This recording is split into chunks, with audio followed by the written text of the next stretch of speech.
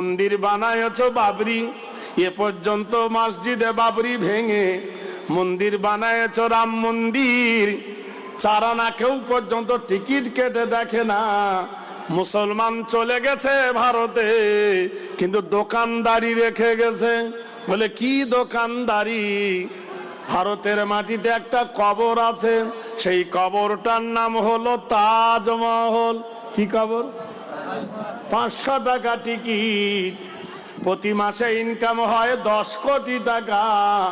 10 কোটি টাকা যদি মাসে ইনকাম হয়, বছরে হয় 100, কত 20 কোটি টাকা। নারায়ে তাকবীর। এ টাকাগুলো কারা খায়? মোল্লারা খায় না, তোমরা খাও। ইয়োরানার মুসলমানদের একটা মিনার আছে, সেই মিনারটার নাম হলো কুতুব মিনার। কুতুবউদ্দিন বখতিয়ার খিজলি দিল্লির মাটিতে।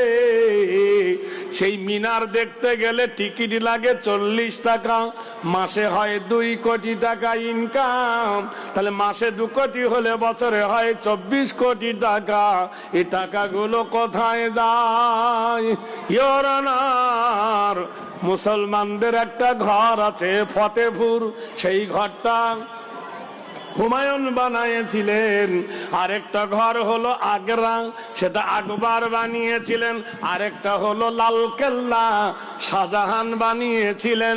এই 3 ঘর থেকে আসে মাসে 3 কোটি টাকা। তাহলে 3 বারং 36,000 টাকা থাকে, 36 কোটি টাকা আসে বছরে। মুর্শিদাবাদের মাটিতে একটা ঘর আছে ইয়োরানার, তার নাম হলো হাজার দুয়ারি। তার টিকিট হলো 20 টাকা।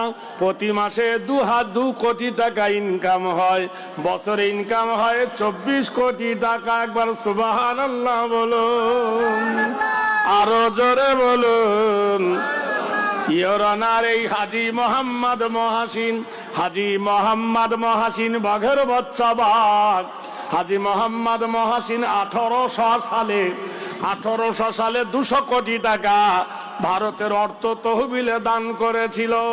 1800 সালে। তখন 5 বছরে ডবল হতো টাকা। 5 বছর রাখলে ডবল হতো। তাহলে 1805 সালে হতো কত? 400 কোটি। 10 সালে হবে 800 কোটি। 15 সালে হবে 1600 কোটি। 20 সালে হবে 3200 কোটি।